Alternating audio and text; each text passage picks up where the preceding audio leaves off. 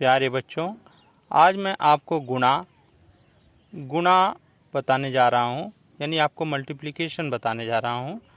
और गुणा के गुणधर्म क्या हैं आप देखेंगे। गुणा के गुणधर्म को अंग्रेजी में कहते हैं property of multiplication. Property of multiplication. गुणा का पहला नियम है, गुणा की जाने वाली संख्याओं का क्रम बदल जाने पर गुणनफल में कोई अंतर नहीं आता। देखिए, पहला नियम क्या कहता है, गुणा की जाने वाली संख्याओं का क्रम बदल जाने पर गुणनफल में कोई अंतर नहीं आता है। जैसे मैं एग्जाम्पल के माध्यम से आपको समझा रहा हूँ। यदि आप 9 का गुणा 8 से कर दें तो 8 9 72 आता है, और इसी का आप क्रम बदल दीजिए। 8 का गुणा 9 में कर देंगे तो 8 9 72 होता है।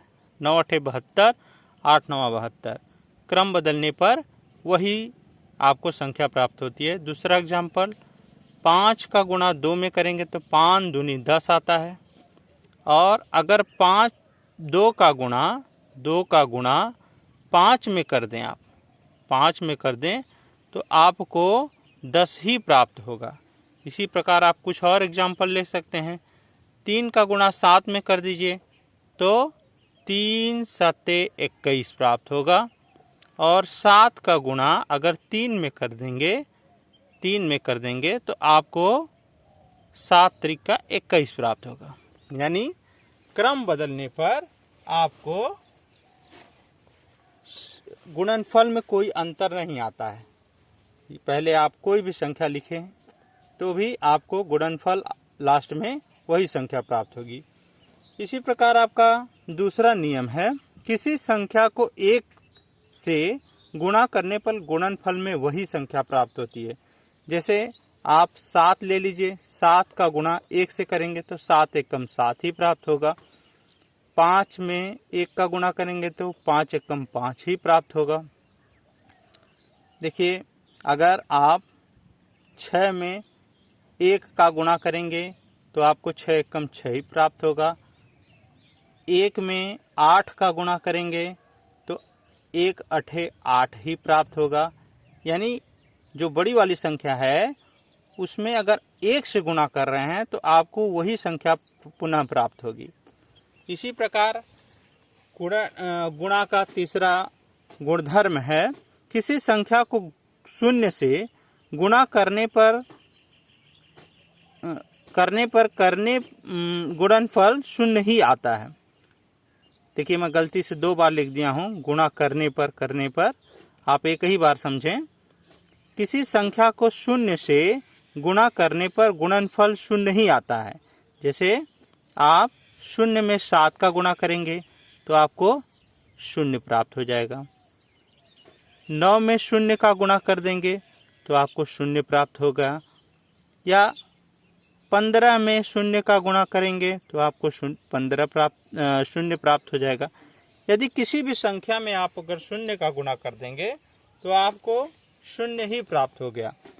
और आप इसी के माध्यम से इसी प्रकार से मैं आपको कुछ अभ्यास भी बता रहा हूँ। देखिए, अभ्यास में आपको रिक्त स्थान भरिए।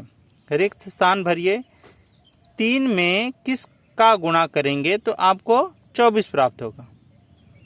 आप सोचना पड़ेगा आपको दिमाग से कि किस संख्या से अगर हम 3 में गुणा करेंगे तो हमको 24 प्राप्त होगा।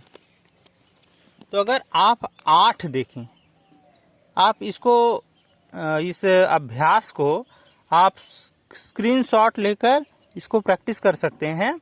हालांकि मैं इसमें आपको सॉल्व करवा दे रहा हूं।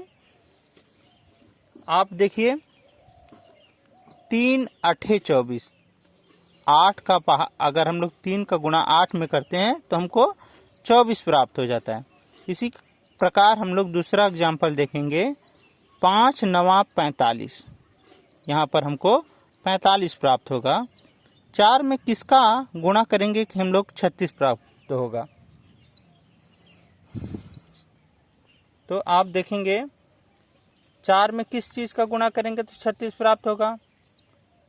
4 का पहाड़ा आप पढ़ के भी समझ सकते हैं, या अन्य किसी इसमें 36 में 4 का भाग भी देकर समझ सकते हैं। जैसे मैं आपको बहुत आसान तरीके से बता रहा हूँ, 4 8 32, 4 4 8 32 होता है, तो 4 9 क्या होता है 36। तो हम लोगों ने 4 का पहाड़ा 9 बार पढ़ा तो हमको 36 प्राप्त हुआ, तो हम लोग यहाँ पर लिखेंगे 9। अब 3 का पहाड़ा 2 बार, 3 दूनी 2 का पहाड़ा 3 बार, 3 दूनी 6, और 5 का पहाड़ा 8 बार, 5 8 40। 6 का पहाड़ा अगर शून्य में करेंगे तो ये शून्य बना देगा, तीसरी प्रॉपर्टी। इसी प्रकार इसमें देखिए 7 चौक 28, 7 चौक 28 आएगा, और 28 में अब 4 का गुणा करके यहाँ लिखेंगे। देखिए 8 चौक के 32 के 2 हाथ में आया 3 का, 4 दूनी 8, 9 10 11, यानी 112 हो जाएगा। ये 7 दूनी 14 हो गया, 14 का गुणा 1 से करेंगे तो 14 एकम 14 ही आता है। इसी प्रकार 8 त्रिका 24 होता है, और 24 का गुणा 6 करेंगे, 6 चौके 24 के 4 हाथ में आया 2 का, 6 दूनी 12, 13 14, यानी 144। इस तरह से आपका यह अभ्यास भी पूरा हुआ। अब मैं अगली अभ्यास के साथ बहुत जल्द आपके सामने प्रस्तुत होऊंगा। जय हिंद, जय भारत।